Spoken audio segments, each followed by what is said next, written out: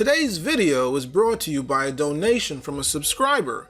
He wanted to know, why don't the so-called African American resemble Africans from Africa? Now, while doing the research, I fell down a rabbit hole that reaffirmed my beliefs that the African American is an artificial construct. And as a result, I thought it would be best suited to title this video, "Why did they create the African American?" Believe it or not, the African American is indigenous to the Americas. This includes North America, South America, and its surrounding islands.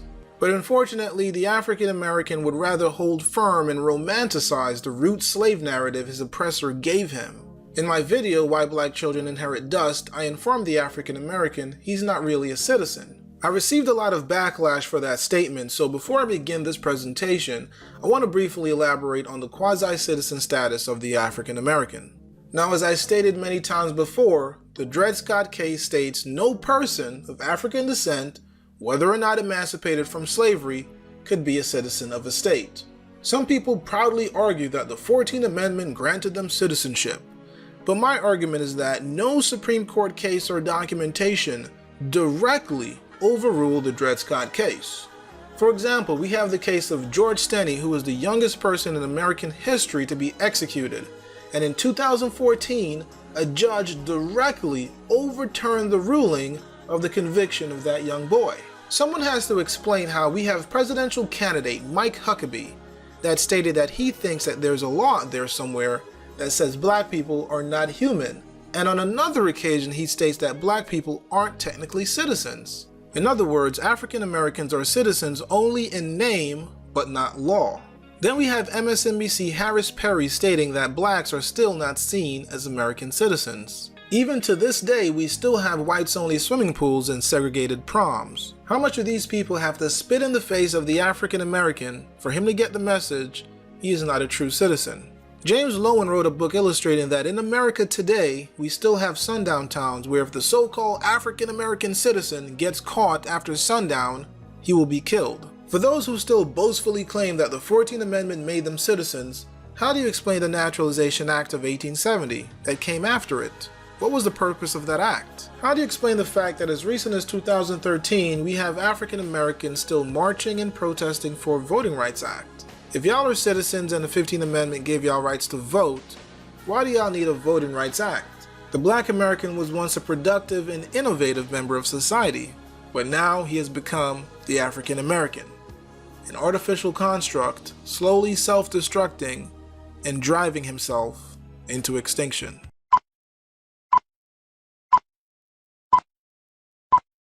The only duty we owe to history is to rewrite it, rewrite it, rewrite it. Oscar Wilde. What we need to do is flood the world with new African histories that contain our European perspectives only. What we need to do is flood the world, flood the world, flood the world. The 14th Amendment to the Constitution, ratified in 1868 following the Civil War. As barbaric as it may sound today, the black slaves, prior to the conclusion of the Civil War, were legally considered to be property, with none of the rights or privileges of free-born people, only duties. The money interests took advantage of America's desire to free the slaves, and found a way to use the swiftly adopted post-war constitutional amendments to enslave all of the people. The deceit is in the wording of both 13th and 14th Amendments. You will note that the 13th Amendment provides that neither slavery nor involuntary servitude shall exist within the United States. But why the emphasis on involuntary servitude? Isn't it the same thing as slavery? Sure it is. But they had to mention the concept of involuntary servitude because they wished to retain another type of slavery, voluntary servitude. Voluntary servitude is an ancient and established concept. It was the way serfs became subjects to their lords during feudal times in England and other European countries. It was a way for free men to earn a living at a time when all property was held by a select few, and thus anyone who wanted to farm and support their family had first to agree to be subject to a lord of the land. Our forefathers hated this concept and designed our Constitution to exclude titles of nobility, making all Americans sovereign. The 14th Amendment turned the intention of the founders on its ear by making voluntary servitude a requirement for former slaves to gain the rights already guaranteed to free-born United States citizens.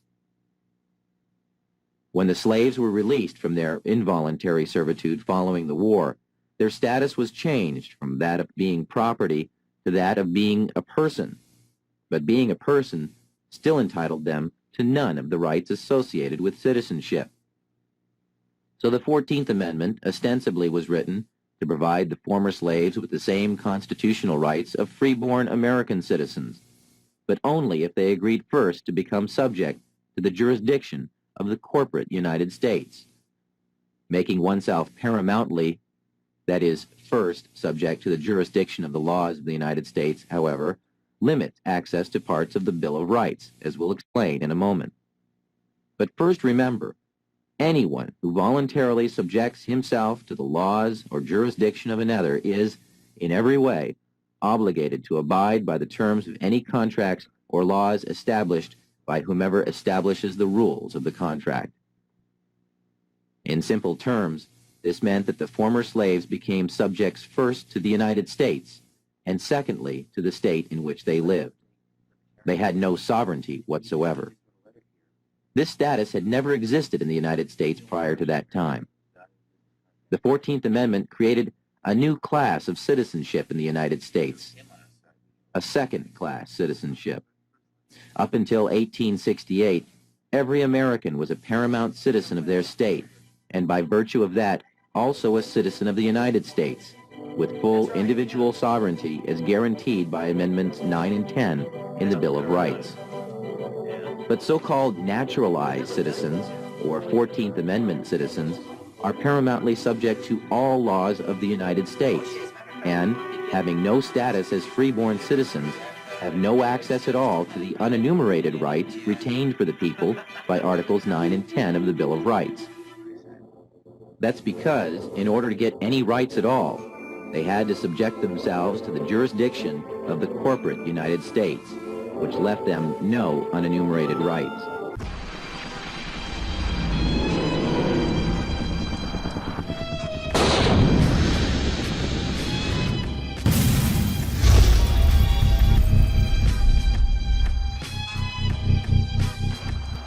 Alright, so now let's take a look at why they created the African American. Now there's some bullet points that I want to discuss. The first is describing the African American, why they created the African American, why the African American is not African, comparing pictures, creating zombies, Dogs Lives Matter, and lastly, my final thoughts. Now let's first describe the African American. The African American is a creation of European think tanks and secret societies. He has been disconnected from nature, and in general he has no survival skills. If he were to be placed suddenly in the wilderness, he would not survive. The African American does not produce his own food, he does not discover, mine, and refine any natural resources, and sadly, he does not even educate his own children. By and large, the African American hates the truth and shuns the occult, while his oppressors use the occult to stay in power. The average African American is cold-blooded and brutal towards each other, but loving towards foreigners and his oppressors. For the most part, he does not know who his enemy is and tries to be accepted by the people that treat him the worst. The typical African American does not know where in Africa he's from. Typically, the African American is an advocate for diversity, but no one wants to include him. In general, the African American women have been stripped of shame, modesty, and are racially dead. For the most part, they hate black genetics and are currently the #1 killer of the black race by way of abortion. The African Americans that don't fit this description are unfortunately in the minority. In general, the African American males are simps, manginas, and white knights. Currently, they have reached a new low by suggesting the black woman is God. The African American men that don't fit this description are unfortunately in the minority. The so-called African American will always give excuses why he can't break free and be independent. He is easily discouraged if a roadblock is put in his way, and if a black leader gets assassinated, so does the mission. The African American shuns the idea of monolithic thought. While foreigners use monolithic thought to practice group economics to milk the African American community, while boycotting it at the same time. The African American has no free will and can be easily controlled by using entertainers, politicians, pastors, and black women. The aforementioned are all gatekeepers to white hegemony. They help keep the status quo and prevent change. The artificial construct, African American, is a creation similar to Frankenstein, an artificial European but stripped of its language, culture, humanity, and lineage. Now let's talk about why they created the African American. Simply put, the African American was created to slowly self-destruct and rid the world of himself so foreigners can set up an environment that is conducive to their way of living and help drive the African American into extinction. The bankers have skillfully created the African American. The main purpose of the African American is to build the empires of others and to take the earnings he makes from building to buy those people's products. Alright, so now let's talk about why the African American is not African. The African American holds on to the theory that all life came from Africa, yet Europeans, Asians, and other races don't claim to be African. Nothing about the African American is African. He has no African language, customs, religion, no African citizenship, and to make matters worse, the African American can't name what part of Africa he's from. Ironically, the people in the continent of Africa don't call themselves African. Only the black American holds firm to this title. Other races don't claim to be associated to another race just based on skin color, hair texture, and phenotype. If the Europeans brought African slaves to America, humiliated and dehumanized them, why would they put them on the currency? Let's take a look at some images of black Americans on the US currency.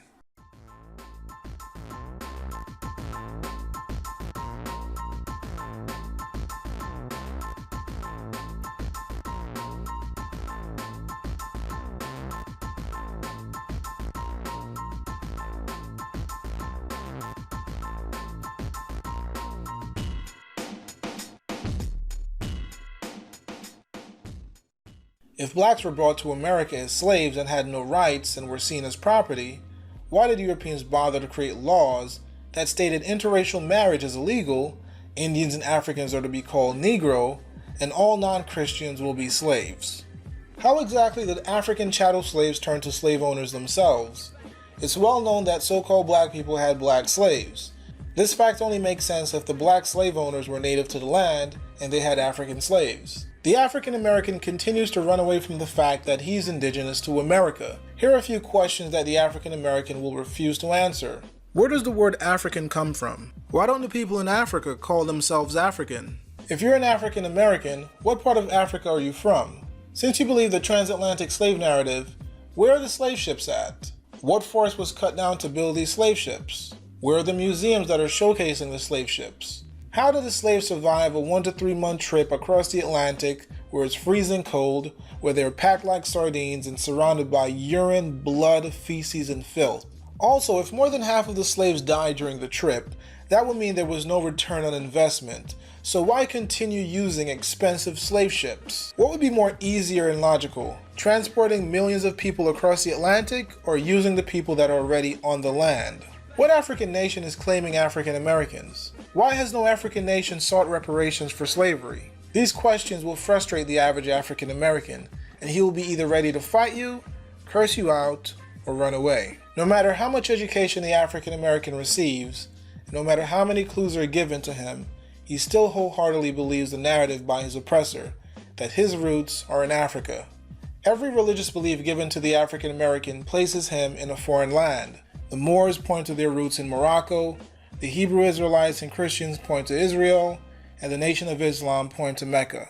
So in this section, we're going to be comparing pictures, but I'm not going to be giving any commentary because I want people to compare for themselves and make up their mind if the African American is indeed African.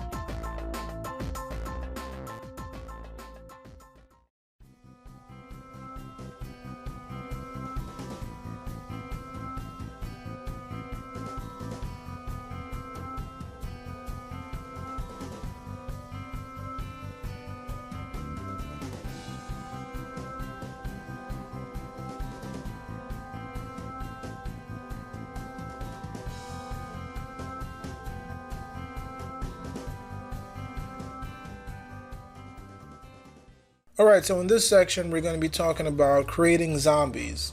Now the elites and the oligarchs have already chosen the people that will be the zombies, and they've already set in motion the propaganda campaigns to dehumanize this race of people. Let's take a look at this first article. It says, brain and eyeball eating cannibal who hacked homeless man to death says sorry. In this article it says, hard-eating Maryland cannibal pleads guilty to murder. Here in the Huffington Post it says, Rudy Eugene, no bad salts, only marijuana found in face eater toxicology tests. Then we have the New York Times reporting, there is no time to rest until the last zombie in Africa is toast. Here we have a screenshot of The Walking Dead, where in all the intros you have a close-up of a black zombie. Currently we have what they call the Zika virus that has been spreading. Here in the USA Today they claim that it's scarier than they initially thought. Here is a map of how they believe the Zika virus spread. There has been new reports now that the Zika virus is not spread by mosquito, but is sexually transmitted. Here in this article it says, is Zika virus or the Tdap vaccine causing birth defects in Brazil?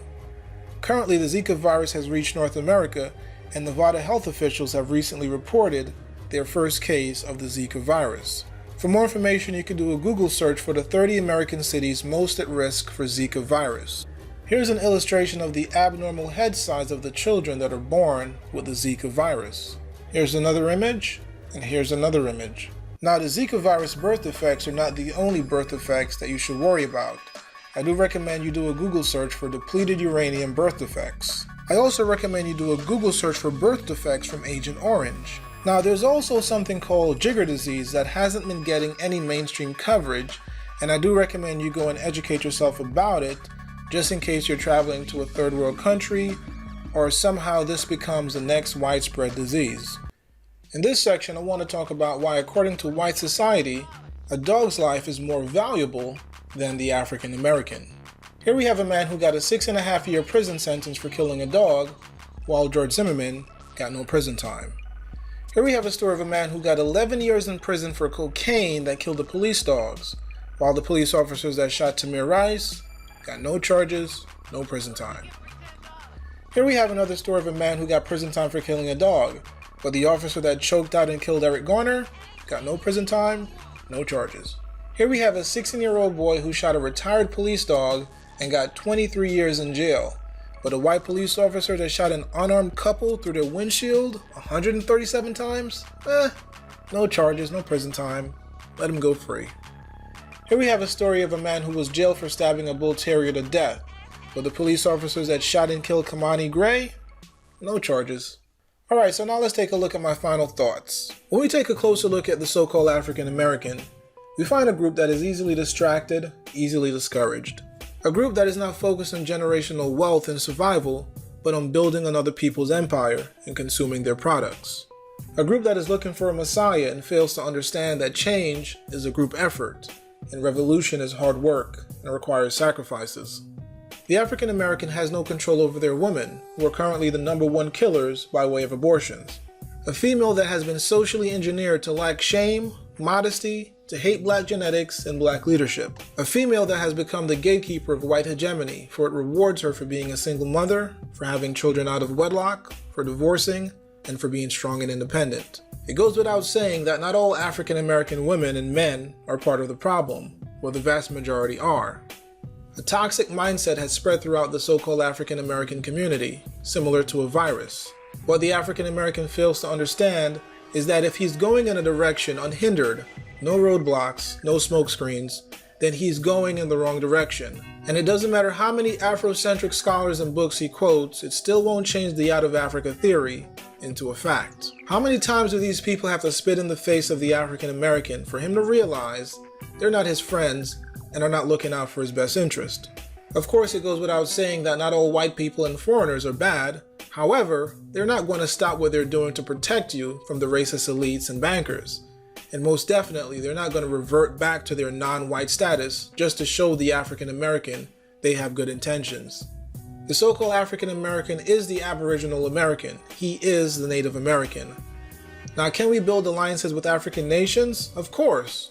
But to claim Africa is our homeland is not only ignoring the truth, but it is throwing away our heritage and history. There's a saying that the mind is like a parachute. It only works when open. And it is only when the African American opens his mind will the process of breaking the chains of oppression begin. I want to thank you guys for watching. Be sure to share, like, subscribe, and leave your comments below and let me know what your thoughts are on why they created the African American. Until next time, this is Conspiracy Dude.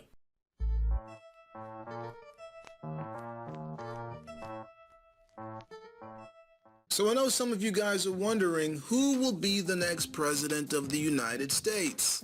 Some of my family members have told me that they're going to vote for Bernie Sanders.